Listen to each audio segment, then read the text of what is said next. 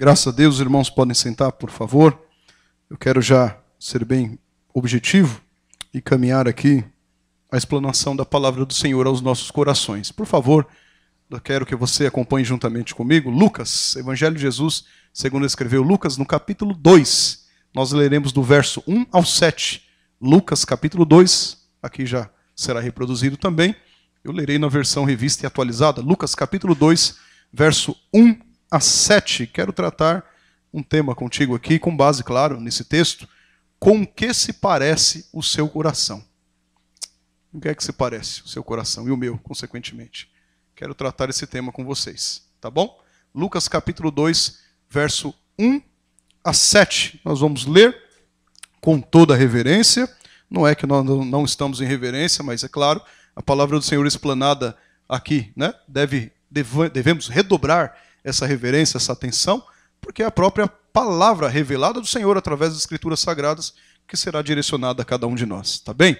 Lucas, capítulo 2, verso 1 a 7, e aí você pode acompanhar na sua Bíblia aí impressa, sua Bíblia eletrônica, aplicativo aqui, não tem nenhum problema, desde que seja a palavra do Senhor, tudo bem? Lucas, capítulo 2, verso 1 a 7, diz assim: Naqueles dias foi publicado um decreto de César Augusto, convocando toda a população do império para recensear-se. O primeiro recenseamento, foi feito quando Quirino era governador da Síria. Todos iam alistar-se, cada um à sua própria cidade. José também subiu da Galiléia, da cidade de Nazaré, para a Judéia, a cidade de Davi, chamada Belém, por ser ele da casa e família de Davi. Verso 5. A fim de alistar-se com Maria, sua esposa, que estava grávida. Estando eles ali, aconteceu completarem-se-lhe os dias. E ela deu à luz o seu filho primogênito, enfaixou-o, veja que é o primogênito, enfaixou-o e o deitou numa manjedoura, porque não havia lugar para eles na hospedaria. Tá bem? Curve sua cabeça mais uma vez. Deus querido, Deus eterno, tua palavra aqui foi lida, Senhor, e será exposta. Fala conosco, Pai, nós estamos sedentos por ouvir a Tua voz. Direciona-nos, instrui-nos, Pai, através dessa palavra maravilhosa, que é luz para os nossos caminhos, Senhor, lâmpada para os nossos pés e luz para os nossos caminhos. Senhor querido, pedimos e rogamos essas bênçãos, em nome de Jesus. Amém. O texto é conhecido. Certamente vocês já leram esse texto, não é? Em algum momento da vida cristã de vocês, em algum momento da caminhada cristã de vocês, e até pode ser que tenha alguém que não seja cristão, mas conhece a história. A história é conhecida, o texto é conhecido. Lucas aqui foi o único escritor, não é, relatando o evangelho aqui, biografia, claro, não é, que relacionou os acontecimentos, que registra exatamente a história mundial, o contraponto do que vamos falar aqui, e sobre essa temática, com que parece, ou com que se parece o nosso coração, é que vamos caminhar. O fato é que o relato de Lucas aqui ele foi dirigido a um público que era predominantemente grego. Eu já disse isso aqui uma vez na igreja. Se você pegar ali os evangelhos sinóticos são semelhantes, não é? Mateus, Marcos e Lucas, não João, sinótico é Mateus, Marcos e Lucas. Você vai notar que o Mateus ele tem uma ênfase no momento que ele escreve, né, naquela época, especial para os judeus. O começo da ideia aqui, quando Mateus começa a escrever, você já vai vendo lá que ele fala de genealogia, ele fala de uma série de inferências desse tipo, que é muito natural entre os judeus. Eles preservam isso até hoje, não é? Para eles é muito importante saber de onde veio, o que aconteceu. Então Mateus ele começa a dizer isso no Evangelho de Jesus, segundo escreveu Mateus. Já no Evangelho segundo escreveu Marcos, nós temos ali uma escrita mais voltada aos romanos, tá certo? É muito objetivo. Você consegue ver a diferença de um para outro. Se você ler, pega duas Bíblias, coloca aqui, lê Mateus e lê Marcos, até mesmo os milagres que aconteceram, né? As instruções do próprio Jesus, você consegue ver essa diferença. O Lucas aqui, ele já era um pouco mais detalhista. Por quê? Ele tinha a ideia de escrever primordialmente aos gregos, tá certo? Por isso, naquele momento ali, todos eles que estavam ali, né? Claro, tinham judeus, tinham romanos, mas a ideia da cultura anterior, até porque o império anterior foi o grego, a turma lá era predominantemente grego. Lucas era um grego, não é? Era um deles. O João, ele já faz uma distinção um pouco diferente, embora seja uma visão de evangelho, claro, ali, né, do Evangelho de Cristo Jesus, biografia, mas ele está apresentando Jesus para o povão, para todo mundo, né? Não é que os outros não fizeram isso, mas João está apresentando o próprio verbo. Nós lemos aqui, não foi? João está apresentando Jesus como Deus, diretamente falando. É como se, na linguagem de hoje, ele chegasse com os 2 pés na porta, já sabe? João fez isso. E agora, esses 4 aqui, Mateus, Marcos, Lucas e João, não ficaram restritos para aquela época. Evidentemente que isso ecoa até hoje aos nossos corações. E esse texto que nós lemos aqui em Lucas mostra-nos, inclusive, que os gregos da época estavam também, né, o contexto dele pelo menos, familiarizado aqui com a situação política daquela região e daquela época. Não era algo que estava fora. Se a gente pega um texto mais isolado e lê, pode ser que a gente não entenda o que estava acontecendo ali, essa questão política, recenseamento. Por que isso? Como assim? Mulher se alistava também? Percebe? Mas os gregos que estavam lá, e claro, os romanos e os judeus, eles sabiam bem o que estava acontecendo. Eles estavam familiarizados com isso. Então, a Palestina, pelo menos que hoje o que é Palestina, tá certo? Uma parte dela, vamos colocar assim, geograficamente falando, a Palestina estava sob o governo romano. E aí, sobre o governo romano, o cenário aqui você já viu quem que era lá, não é? César Augusto, não é? Aqui, o primeiro imperador romano, pelo menos ali unificado naquela época, naquele momento. Ele era o líder naquele momento, vamos assim dizer. Todos eles estavam sob o jugo de Roma. Roma havia dominado quase que o mundo inteiro antigo, tá certo? Não era uma exceção aqui entre os gregos, não era exceção aqui entre os judeus. E os governantes romanos, a curiosidade é que eles eram tidos como deuses, com D minúsculo, entenda? Eles pediam, não é? Ou até instituíam, no caso de César Augusto, adoração. Eles achavam que eram deuses. Ah, não, tem que adorar o imperador. O culto ao imperador não era diferente aqui com César Augusto e os outros governantes romanos aqui. Então isso contrastava, né, com aquele pequeno bebê que nasceu. Como é que nasceu um bebê que estão dizendo que ele é o rei dos judeus, e para nós, claro, sabemos que é o rei do universo, e tem aqui o imperador romano que está pedindo adoração, que é devido a ele a adoração, pelo menos o que ele achava na mente dele, tá certo? Olha o contraste de uma coisa com a outra. Mas espera aí, o imperador romano estava na conquista, ou havia conquistado, quase o mundo inteiro antigo. E o bebezinho estava numa manjedoura. A ótica humana não tem sentido nenhum. Tá certo? Você percebe isso? Então, assim, é claro que nós já lemos, e a condução litúrgica do culto aqui já mostrou isso para nós, que aquele bebezinho era o próprio Deus encarnado, Jesus Cristo. Tá certo? E veja, nesse capítulo 2 de Lucas, nós vemos aqui também que cada homem se dirigiu a localidade onde era conservado o registro da sua família paterna. Tudo bem? Cada homem se dirigiu para um local desse recenseamento, no sentido do alistamento, tá bom? Onde havia o registro justamente da família paterna. Então, de acordo aqui com os costumes de Roma, não judaicos, de Roma, todos eles eram obrigados a isso. Quem instituiu isso foi Roma, não foram os judeus. O contexto disso que nós estamos falando aqui foi Roma, tá bom?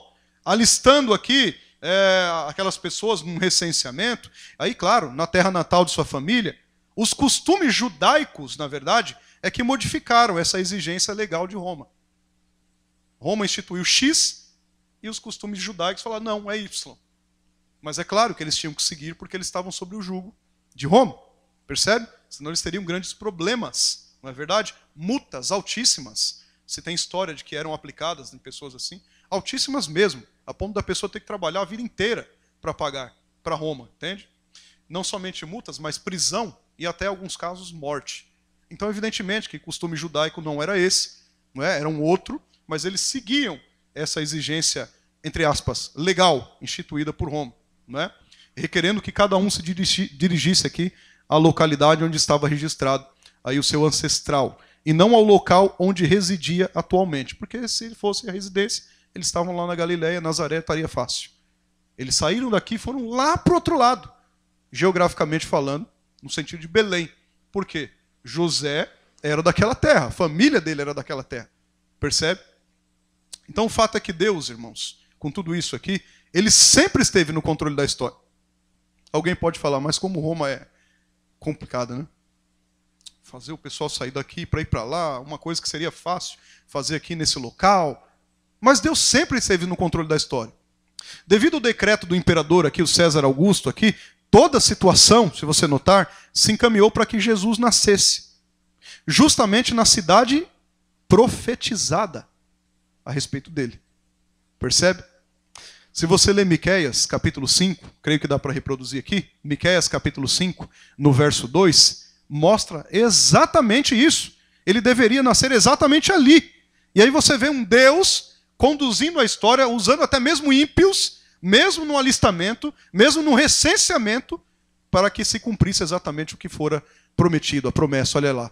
E tu, Belém Efrata, é a mesma Belém, pequena demais para figurar como o grupo de milhares de Judá, de ti sairá o que há de reinar em Israel. Está falando sobre Cristo, tá certo? Aqui Antigo Testamento falando sobre Cristo. E cujas origens são desde os tempos antigos, desde o dia da eternidade. Além de falar sobre Cristo, está falando aqui da natureza divina dele, que ele é eterno. Tá certo? Desde os tempos da eternidade. Certamente não conseguiremos definir quando é esse tempo de eternidade, se é que podemos chamar de tempo. Na nossa ótica humana, é claro. Quando é a eternidade? Eu não sei. Alguém sabe? Olha, começou aqui. Não. Ele é autoexistente. Percebe? Nós lemos um texto que todas as coisas foram criadas por ele. Não lemos em João? Então veja. Embora José e Maria não vivessem lá em Belém, eles eram descendentes de quem? De Davi. De Davi. Tá certo? A promessa do Senhor a Davi é que o trono dele jamais decairia. Não é? Subsistiria. Claro que em Cristo, não em seres humanos. Percebe? Então, olha como há a conexão da promessa. Olha como há o sentido correto, né, da profecia aqui, de parte bíblica de Deus, e até mesmo, claro, a condução disso ao longo da história, mesmo, talvez, alguém não entendendo naquele momento, mas por que isso? E as reclamações de Roma, isso e aquilo. Mesmo assim. Então, no Antigo Testamento, há inúmeras, não é a única profecia, claro, eu não vou me ater a isso, a ideia aqui é outra. Mas há inúmeras profecias, não é, que asseguram que o Messias nasceria da linhagem do rei Davi. O próprio Isaías, capítulo 11, Isaías é um profeta messiânico. Isaías, capítulo 11, verso 1, diz, do tronco de Jessé. Quem era Jessé? Pai de Davi. Do tronco de Jessé sairia um rebento, e das suas raízes um renovo. Acho que vocês já sabem quem é, né? Estava falando de Cristo. Percebe? Todo o Antigo Testamento, implícita ou explicitamente, aponta para Cristo. Tudo bem? Todo o Antigo Testamento. As pessoas às vezes costumam eliminar algumas coisas, né, e achar, eu gosto mais disso, daquilo, não. A Bíblia inteira, Antigo e Novo Testamento, é inspirada, inerrante e infalível palavra de Deus. E aí veja, um censo romano aqui então, foi feito para ajudar, né? Ajudar nesse recrutamento militar, e até mesmo a ideia principal ali não era um recrutamento militar. A ideia principal era coleta de imposto. Tá certo? A ideia fundamental de Roma era coleta de imposto. Os judeus aqui eles não tinham que servir no exército romano. Ah, é um alistamento militar, então, entendi. Eles vão na linha de frente quando tiver guerra? Não. Os judeus não tinham que servir no exército romano. A ideia nem era servir. Eles queriam fazer um censo, é claro, saber, né, das pessoas, evidentemente, para não deixar que essas pessoas deixassem de lado as taxas que deveriam ser pagas. Então a ideia principal, na verdade, era essa, a coleta de imposto. Não era que, vamos lá, traz esse pessoal todo aqui para nos ajudar na guerra ou em qualquer outra coisa. Não, não. A ideia era imposto. Tá bem? Então tinha que ser na base onde eles estavam, onde estavam os ancestrais na família. Então, aqui, o decreto do César Augusto, ele foi editado no tempo perfeito de Deus, na plenitude dos tempos. Não foi ao contrário, você percebe? O César Augusto aqui não sabia de absolutamente nada, que Deus estava sobre todas as coisas, inclusive nisso. O decreto dele foi feito, não é, no tempo perfeito de Deus. E de acordo com o perfeito plano do Senhor, de fazer o quê? Trazer o seu Filho ao mundo. Trazer o Verbo encarnado, tá certo? Trazer o próprio Deus para que se cumprisse a promessa. E aí sim, essa luz que falamos ao longo do ato inteiro do culto, na parte litúrgica aqui, viesse ao mundo. Percebe ou não? E aqui, meus irmãos, o governo, então, romano, ele forçou, vamos assim dizer, o José, querendo ou não, a fazer uma longa viagem. Já pensou numa coisa dessa? Para pagar imposto. Já pensou? Imagina você com a sua esposa gestante, a minha tá, então dá para eu imaginar agora. Tá bom? Imagina você saindo daqui a pé, indo lá para o outro lado de São Paulo, para lá ainda. Talvez até numa divisa de estado, vamos colocar assim. Quase isso. Tá certo? Com ela gestante, você ali no animal, né? Coloca em cima do animal, caminhando, e claro, e as necessidades, tem um gasto essa viagem também, tá bem? Para chegar lá para uma festa? Não, para pagar imposto. Legal, não? Já pensou numa coisa dessa? Que beleza que seria isso aí? Foi exatamente o que aconteceu aqui com José. Tá? Então, a noiva de José, Maria, teve que acompanhá-lo, não é? Embora o seu bebê pudesse nascer aqui a qualquer momento. Tudo bem? Quando eles chegam em Belém, eles não puderam encontrar uma estalagem, ou uma hospedaria, se você quiser chamar dessa forma. Eles não conseguiram encontrar uma que pudesse acolhê-los. Tá certo? Para ficar lá, para ter um abrigo, pelo menos ali, algo seguro, que fosse para a criança. Tá certo? Eles tiveram rejeitado isso. As portas foram fechadas. Tudo bem? E aí veja só que interessante. O ponto aqui é que quando nós fazemos a vontade de Deus, uma coisa interessante para nós. Não é garantido nas nossas vidas conforto. Jesus nunca disse isso para nós, nem Deus. Absolutamente não. Se temos algum conforto, se achamos que temos, amém. É graça dele, é misericórdia dele. Mas a vontade de Deus nas nossas vidas não quer dizer que nós vamos viver uma vida inteira em conforto. Lógico que não, nós teremos as dificuldades, não é? Os trajetos que nós teremos que fazer, mesmo aqui, né, no nosso governo, tá certo? Teremos essas problemáticas, claro que sim. Mas aqui, nós recebemos a promessa, meus irmãos, que absolutamente, até mesmo no nosso desconforto, se assim a gente pode chamar, tem uma grande importância dentro do plano macro de Deus. Às vezes nós somos uma centelha dentro do plano maior. Entende? Percebe isso? E note que interessante. É bênção, meus irmãos, nós sabemos que o nosso bom Deus está no controle de todas as coisas. Porque no versos 6 e 7, que nós lemos aí, eles relatam, né, esses versos, que estando José e Maria em Belém, completa-se, então, os dias de gestação. Poxa, o bebê poderia nascer até em qualquer momento, que eles estavam na caminhada ali. Bom, mas a profecia é que ele nasceria em Belém. Quando eles chegam em Belém, tá certo? Eles estão procurando ali, quem sabe, dores de parto, já aquelas, não é? Não acham uma estalagem, não acham uma hospedaria que pudesse acolhê-los. E aí o que acontece? Deu os dias. Agora, aquele negócio, né? Eu lembro quando a Hannah nasceu, primeira filha agora nasceu, eu estava dando aula na escola dominical. Até ela estava em casa, eu estava dando aula na escola dominical. E aí eu deixava o telefone assim, mais ou menos. Eu estava aqui dando aula, deixava o telefone ali atento. Qualquer momento, né? E aí o telefone tocou, falou, olha, tem que correr, tem que ser rápido. Eu não sei nem o que aconteceu, porque eu saí da igreja e ninguém entendeu nada. Eu saí, desci a escada da igreja, fui embora da igreja, ninguém entendeu absolutamente. Depois souberam, claro, absolutamente nada. Eu peguei o carro, eu acho que nós fizemos em 15 minutos, sem brincadeira. 15 minutos ali da Itaquera, aquela região, imediação, São Miguel Paulista, até perto da Paulista. Foi 15 minutos. Foi um domingo, graças a Deus, não tinha trânsito, tá certo? E eu me lembro, irmãos, que, claro, quando está a postos de o bebê nascer, todo cuidado é necessário, não é? A gente já, claro, viu antes a maternidade, correu, sabe, a gente sabe disso. Mas aqui o cenário era distinto. Você percebe o que aconteceu? A qualquer momento o bebê poderia nascer, está lá o José sem muitas condições, feliz porque estava indo pagar imposto, tá certo? Alegre. E aí o que acontece? Chegando em Belém, ele não acha pelo menos um lugarzinho, um mínimo ali, uma hospedagem que tivesse requisitos mínimos, que pudesse, a noiva dele ali ainda, né? Não era esposa consumada, noiva dele ali, e o bebê nascesse pelo menos no mínimo de conforto.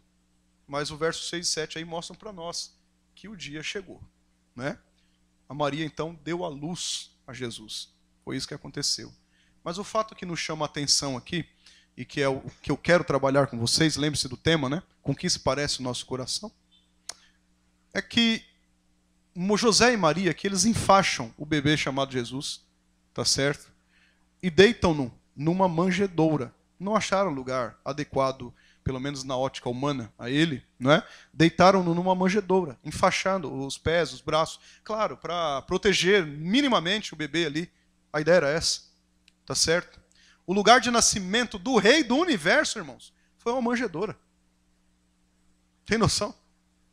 Olha só, justamente porque legaram a Jesus, ali a família de Jesus, claro, consequentemente José e Maria, um lugarzinho que fosse, na hospedagem, na estalagem. Negaram. A manjedoura aqui, certamente, irmãos, não era um local que os judeus, né, da época esperavam para o nascimento do seu rei. Né? O nosso rei vai nascer numa manjedoura. Não era um lugar que os judeus esperavam. Um rei nascer numa manjedoura?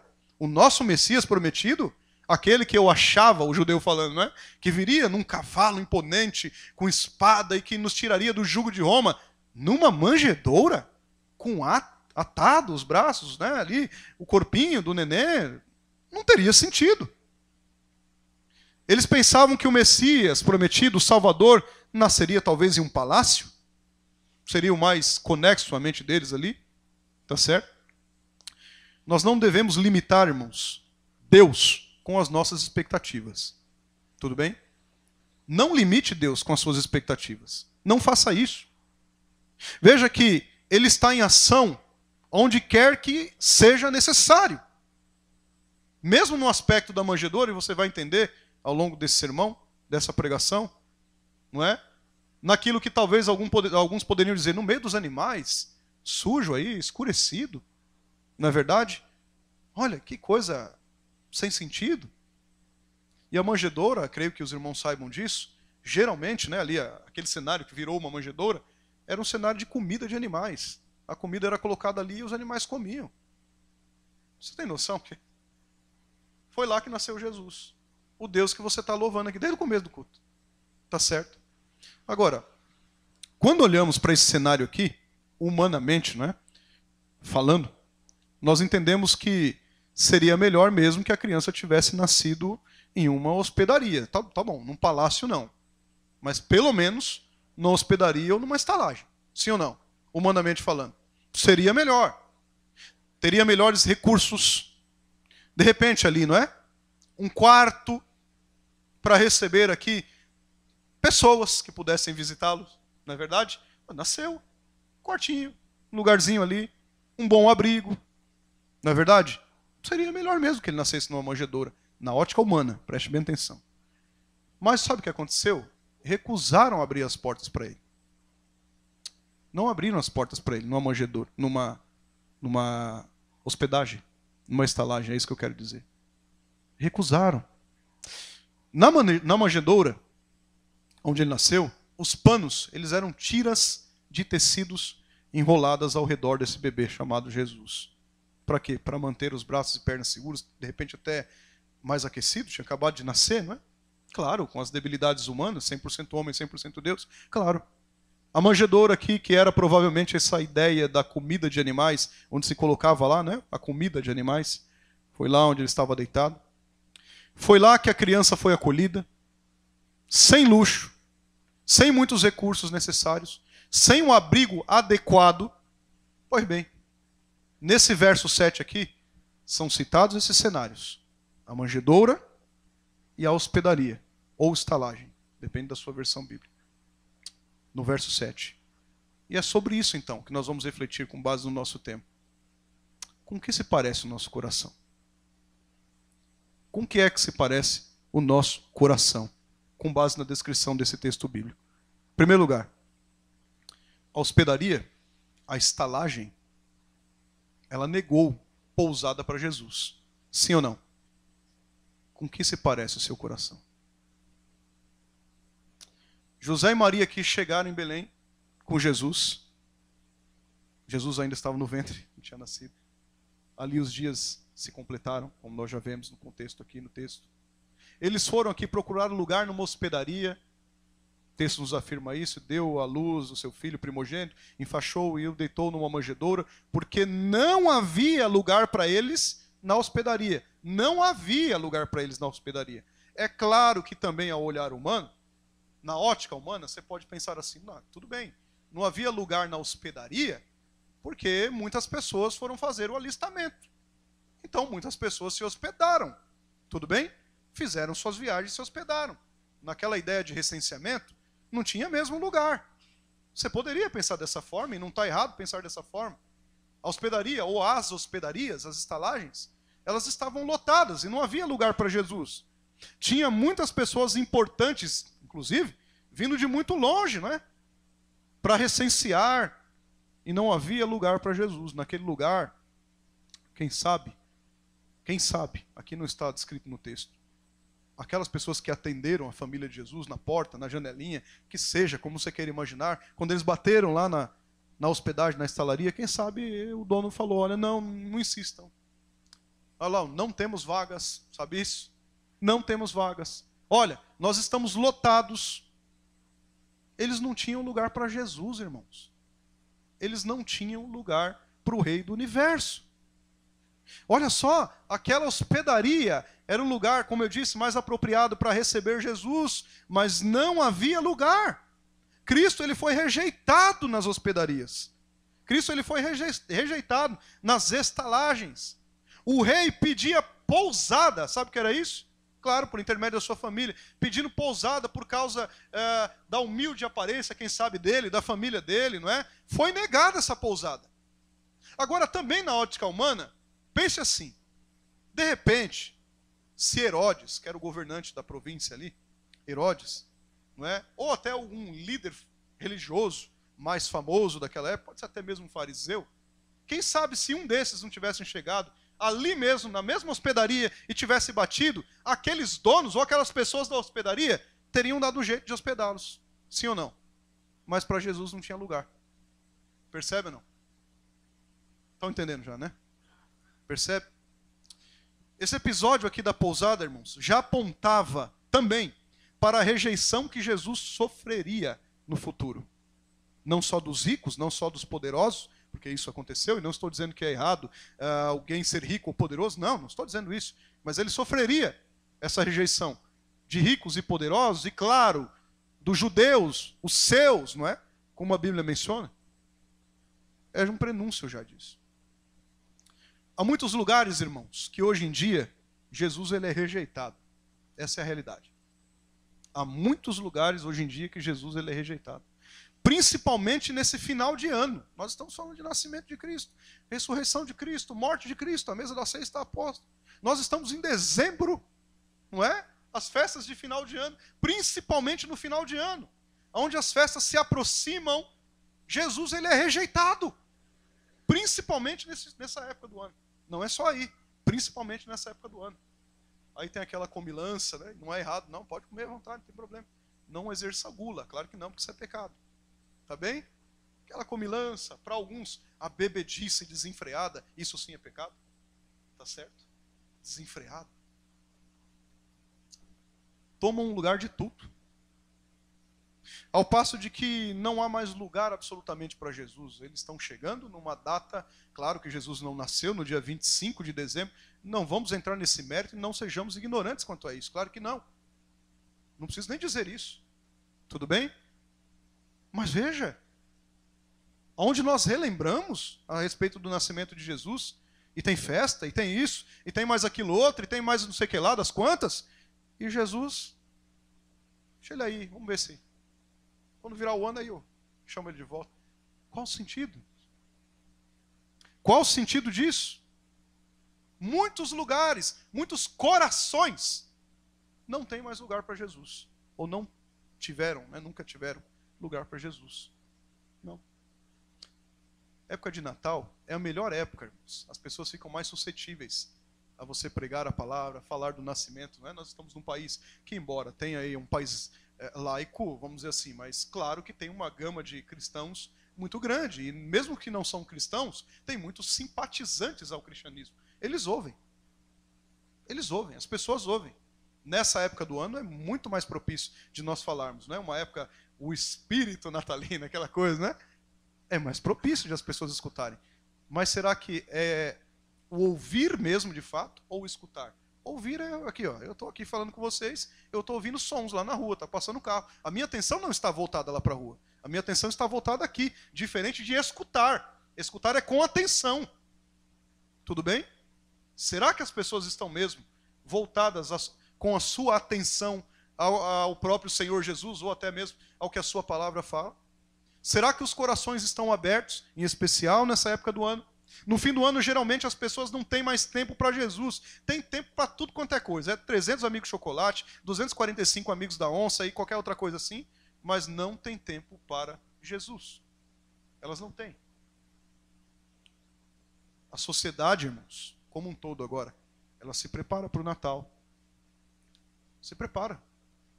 Mas não se prepara para receber o Cristo do Natal. Esse é o problema. Pode ser que eles se preparam para receber o Papai Noel da vida, não é? Mas e o Cristo do Natal? As roupas, os sapatos, não tem nenhum problema. Se você puder, compre roupa nova. Qual o problema? Se você puder, se você estiver, né? Deus te agraciar com isso, amém. E se não puder, amém. Qual que é o problema? Mas roupas, sapatos, não que seja errado dar ou receber presentes, né? Não. Toma conta do lugar principal. O lugar principal, na verdade, não é isso. O lugar principal é o próprio Cristo. Cristo fica de fora da estalagem. Cristo fica de fora do coração. Com que se parece o nosso coração? Cristo fica ausente, não é? Não porque ele quis, nesse sentido. Você pode dar uma resposta positiva ou negativa. Entenda, eu não estou falando que nós podemos escolher, decidir a respeito da salvação, não é isso que eu estou dizendo. Mas a conversão é você responder positivamente ao Senhor, porque antes ele te regenerou. Aquele hospedeiro, irmãos, imagina, não sei nem o nome dele, nem é citado, e muito menos se de fato foi o hospedeiro, dono da estalagem que o atendeu. Mas vamos colocar aquele hospedeiro. Aquela pessoa que estava na estalagem, que levantou a janelinha ou abriu a porta e falou, não temos vagas. Imagine esse. Este daí, ele não sabia a oportunidade que ele estava perdendo. Não sabia. O próprio Deus, o próprio Criador do universo, estava à porta pedindo pousada e ele fez o quê? Negou. O Criador e sustentador de todas as coisas passou na porta dele e ele ignorou. Coração fechado. Transportando aqui para a nossa aplicação. Estão vendo a situação. Mas não temos vagas. Mas se chegar algum figurão, temos vagas. Desocupa até os quartos. Não é assim? Bom, numa reunião de oração, que nós deveríamos estar clamando ao Senhor, Ele está presente, tá certo?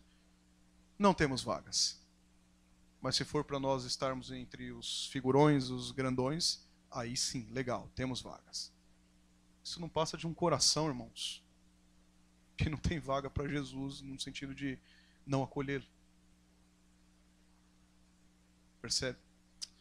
Bom, aquela pousada em Belém, ou aquelas, podem ter sido várias, né, que ele tenha passado, perderam, se foi uma, se foram várias, a oportunidade de ter o céu habitando dentro dela. Perderam essa oportunidade.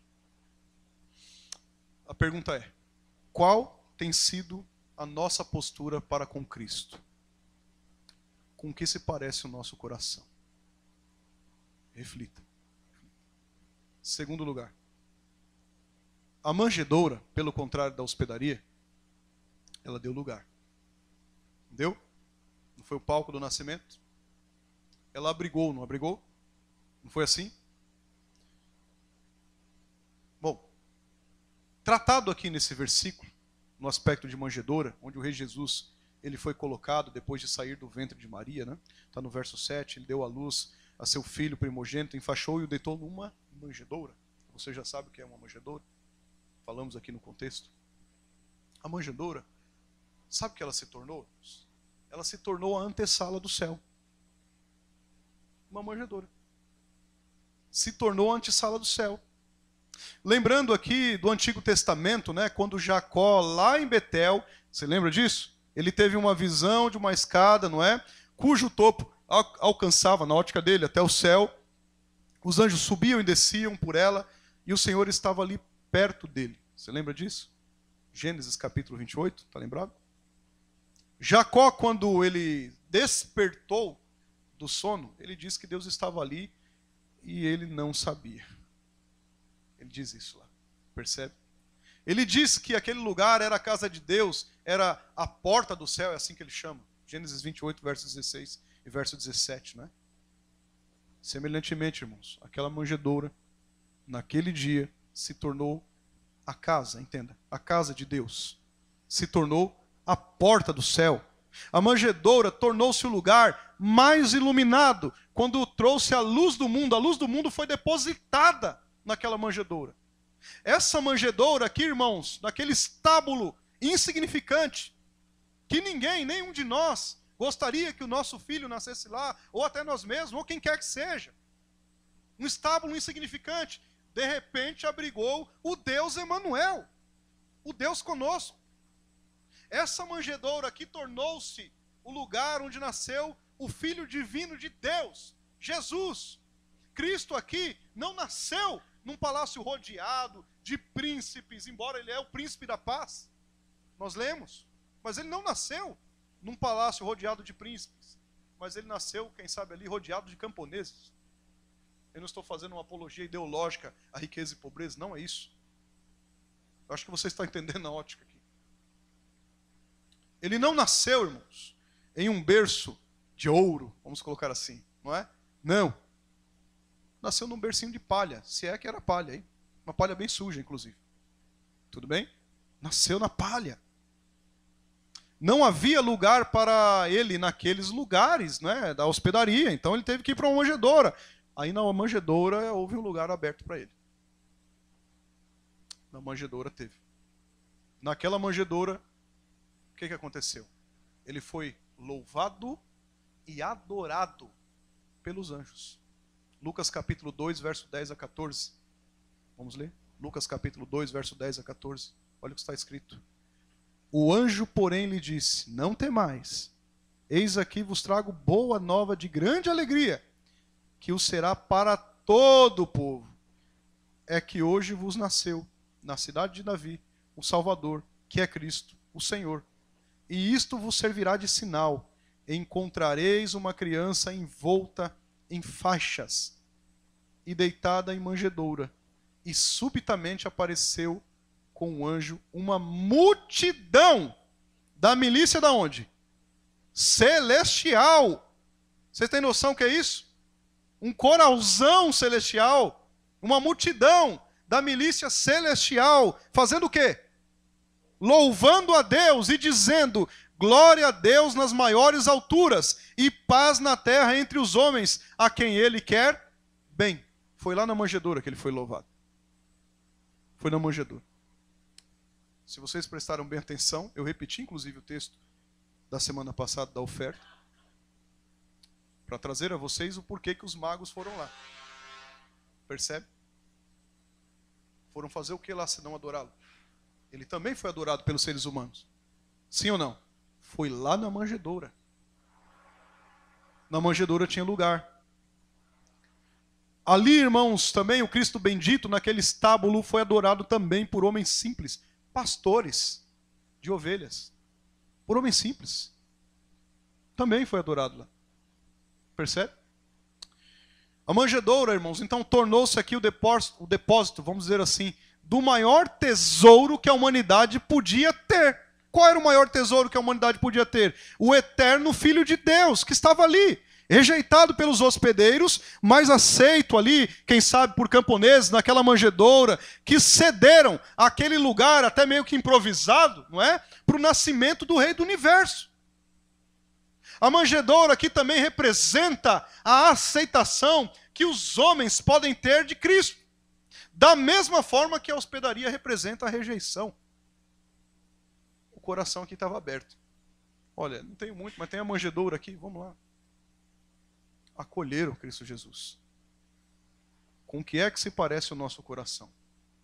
Continue refletindo. Terceiro lugar. Com o que tem se parecido de fato o nosso coração no dia a dia, não somente nesse tempo de Natal, especialmente, mas não somente nesse?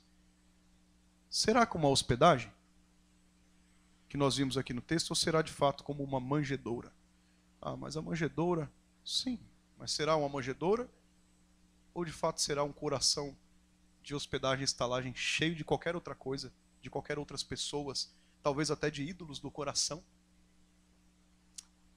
Jesus não divide, irmãos, a adoração dele com absolutamente ninguém nas nossas vidas. Uma coisa para você. Ou Jesus ocupa o primeiro lugar nas nossas vidas, ou ele não ocupa lugar nenhum. Sabe por quê? Porque ele não fica em segundo. Ou ele ocupa o primeiro lugar na nossa vida, ou ele não ocupa lugar nenhum. Ou ele está em primeiro lugar no nosso coração, em toda a nossa devoção, em tudo que somos e que temos, ou, irmão, fecha a porta. Vai embora, não é? Não tem sentido. Nós estamos falando do Rei do Universo. Percebe? O texto afirma categoricamente que Jesus foi rejeitado pelos hospedeiros e aceito pelos camponeses, aqui tendo a ideia aqui da manjedoura, vamos colocar assim. Bom, aqui nós já temos um desafio muito grande para a nossa atitude, né? Porque não tem três opções. Você notou que não tem três opções? Só são duas opções. 8 ou 80, não é? São duas opções. Quais são essas duas opções? Ou Jesus é acolhido no coração do homem, ou Jesus não é acolhido no coração do homem. Com que se parece o seu coração? Os homens, eles ouvem acerca do Messias e só tem essas duas únicas opções. Ou nós respondemos positivamente ao seu chamado, tudo bem? Ou nós não respondemos ao chamado dele. E se não respondemos ao chamado dele, certamente não teremos a presença dele. Se respondermos ao chamado dele, certamente teremos a presença dele, agora e por toda a eternidade. Percebe isso ou não? João diz que ele veio para os seus e os seus não os receberam. Mas todos quantos o receberam, não é, creram nele, foram ou são tornados filhos de Deus. Se o coração é como uma manjedoura, nós cremos. Nós o recebemos. E se o recebemos, somos filhos de Deus. Somos herdeiros de Deus e co-herdeiros com Cristo. Percebe? O coração aqui do ser humano irá aqui se parecer, não é? Ou com a hospedaria ou com a manjedoura, pois se nós colocarmos o coração naquilo que nos agrada mais, conforme o próprio Jesus ensina no Sermão do Monte, nós estaremos fadados ao fracasso. Se é o que nos agrada mais, na ótica humana, não é? Não no aspecto de direcionamento de Deus, estaremos fadados ao fracasso. Olha só, Mateus capítulo 6, verso 21, é conhecido o texto.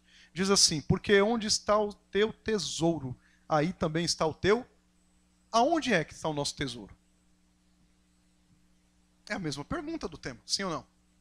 Mudou as palavras. Aonde é que está o nosso tesouro?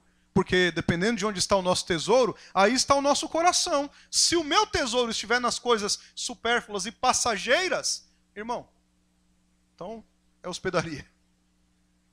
Estalagem, que não recebeu Jesus. Agora, se o meu coração, ou o meu tesouro, aliás, for Cristo, se ele for o meu maior bem, de fato, o meu coração estará direcionado inteiramente a ele. Não porque eu decidi fazer isso, mas porque ele me atraiu a isso. Ele transformou, regenerou meu coração, tirando um coração de pedra e colocando um coração de carne, transformando-nos espiritualmente. Esse é o ponto. Onde é que está o nosso tesouro, irmãos? Da mesma forma aqui, que aquela hospedaria, nosso coração, irmãos, pode estar lotado com as práticas do mundo. Quando eu digo práticas do mundo, é claro que eu estou falando da pecaminosidade. Nosso coração pode estar lotado até a tampa, como a turma diz por aí fora, de práticas pecaminosas e não de Cristo. O nosso coração pode estar lotado de religiosidade. Pode estar lotado de religiosidade. Nosso coração pode estar lotado de prazeres. Pode. Momentâneos e mundanos. Em especial nessa época do ano. Não é verdade? Pode estar lotado disso. E não haverá mais lugar para Jesus. Não dá não, Jesus. Aqui já encheu, sem vagas. Percebe? Nós podemos também ser como aquela manjedoura, onde Cristo encontra não somente a guarida, não somente ali o lugar onde ele pode estar, mas acima de tudo, a adoração. Nosso coração tem que ser um altar de adoração para o nosso bom Senhor. Tem que ser. E nós o adoramos não só no culto, claro que não. Esta é a programação de culto. Devemos estar aqui, devemos adorá-lo. Sim, mas não é só aqui. Nós, na verdade, somos um culto ambulante. Não sei se vocês sabiam disso. Para onde nós vamos, em todos os momentos, seja aqui, seja no trabalho, na escola, na faculdade, em qualquer lugar por onde você passar, você tem Cristo no coração? Então você o adora com as suas ações, atitudes, com os seus pensamentos, palavras, em qualquer lugar.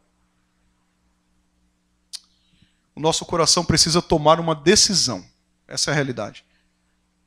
Nós recebemos a Cristo ou rejeitamos a Cristo? O Evangelho é isso. Nós recebemos a Cristo ou rejeitamos a Cristo?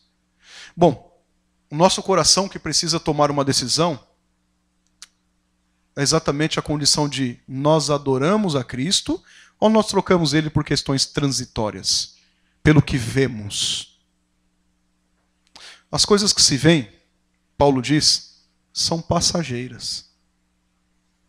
As que não se veem são eternas. Queremos ter ele como soberano das nossas vidas ou buscamos viver longe do seu senhorio? Uma coisa é nós queremos Jesus como Salvador. Quer ver? Agora só quem for maluco mesmo, tá? Que não quer. Quantos aqui querem Jesus como seu Salvador? Só dá um sinal com a mão. Não é apelo não, viu? É só para saber aqui mesmo. Tá bom? Não vai pensar que é apelo, não é nada disso. Todos. Agora, tem muitas pessoas, e eu não vou repetir essa pergunta, claro, estou falando por aí afora, muitas pessoas que querem ele como Salvador, mas não querem ele como seu Senhor. Não querem. Poxa, eu quero ser livre da condenação do inferno, maravilha, é isso aí que eu quero. Mas se submeter à palavra do Senhor, de fato como ela é, abarcar o seu coração na palavra do Senhor como de fato tem que ser, escondê-la, como diz o salmista, no coração, para não errar o alvo, para não errar o caminho, para não pecar contra ele, aí é uma outra coisa. Percebe? Bom, nós queremos ele como soberano das nossas vidas ou vivemos como achamos que devamos viver? Não, meu Senhor não, só é meu Salvador, Senhor não. Então ele não é, nem seu Salvador. Se alguém pensa assim. Bom, o nosso maior prazer, se assim posso chamar de dizer, está nele. Sim ou não? Ou buscamos nos satisfazer nele, porque ele é suficiente a nós, independente dos problemas que nós passemos, Cristo é suficiente a nós. Não é? Ou buscamos outras coisas que não têm sentido nenhum, pelo menos para a eternidade. São coisas transitórias e passageiras. Percebe? Bom, tem um hino, é do Projeto Solo, mas a base dele é Salmo 23. É muito interessante a ótica que eles compuseram, né? Fizeram. Bom, o Senhor, ele é o meu pastor, nada me faltará. Bom, se o Senhor é meu pastor, aquilo que eu não tenho, eu não preciso. Porque nada me falta. Sim ou não? Bom, se o Senhor é meu pastor e nada me falta, aquilo que eu não tenho, eu não preciso. Ou preciso? Ele sabe o que eu preciso. Sim ou não? Ou ele é o Senhor sobre nossas vidas ou não. Ou o nosso coração se parece, não é, com a manjedoura ou se parece com a estalagem. Hoje ainda nós podemos, irmãos, hoje, ainda ali, ó, 8h25, podemos tomar uma posição dizendo, né, não para pecadores que estão, pecados, aliás, que estão hospedados aqui nas nossas vidas, jogando fora, né, tudo aquilo que vale a pena realmente seguir. Não é para esse tipo. Nossa resposta não deve ser para esse lado. Nossa resposta deve ser para Deus, para aquilo que nos afasta do pecado, de fato, Deus. E não nos que nos afasta de Deus, o pecado. Percebe? Mateus capítulo 6, verso 24. Bom, ninguém pode servir a dois senhores. Ninguém. Porque ou há de aborrecer-se de um e amar ao outro, ou se devotará a um e desprezará o outro. Ninguém pode servir aos dois senhores. Ou a dois senhores. Bom, se tem um ídolo no nosso coração, ocupando o lugar de quem deveria ocupar, nós temos que destronar esse ídolo do coração. Não há como servir o Senhor, não é? Junto com o pecado, uma vida pecaminosa consciente, é sobre isso que eu estou dizendo. Ou mesmo dividir uma servidão com um Deus transcendente. Por quê? Porque o salário do pecado é a morte. Não é a morte? O salário do pecado é a morte. Mas o dom de Deus é o que? Senão a vida eterna. Percebe, não? São caminhos totalmente opostos. Tem uma distinção entre uma coisa e outra aqui. Totalmente. Nosso coração se parece mais com aquela hospedagem que rejeitou Jesus? Ou com a manjedoura que o acolheu? Bom, a minha oração nessa noite, mas de longe, não é nem para que o seu coração se pareça com a hospedagem. Eu oro para que não. A minha oração é para que o seu coração se pareça, não é? Muito mais com a manjedoura. Minha oração é para que o seu coração, não é, se pareça exatamente com aquilo que acolheu Jesus, o cenário que acolheu Jesus.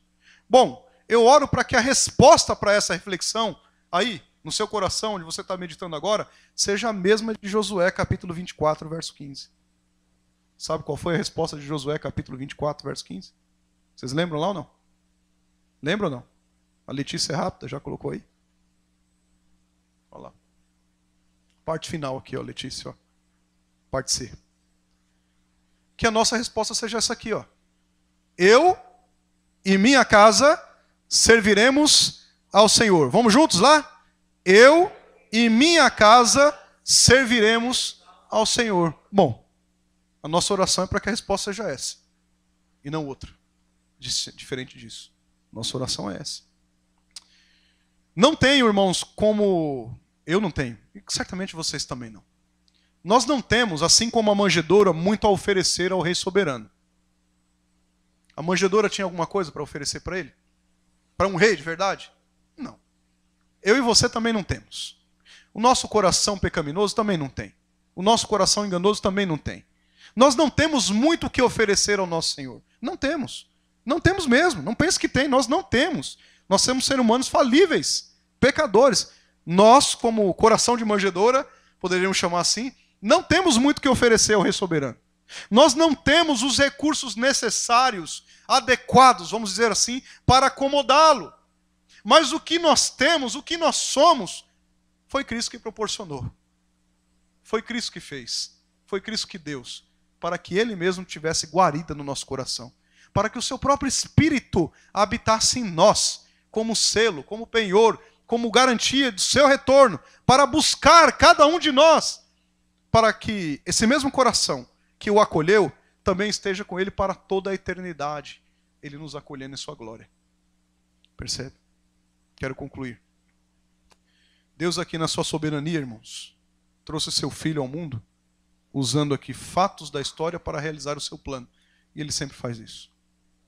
Deus aqui cumpriu sua promessa de enviar o seu Filho aqui no mundo, né, pecaminoso, totalmente distorsivo, no lamaçal do pecado, para salvar um pecador impenitente como nós. Para salvar-nos.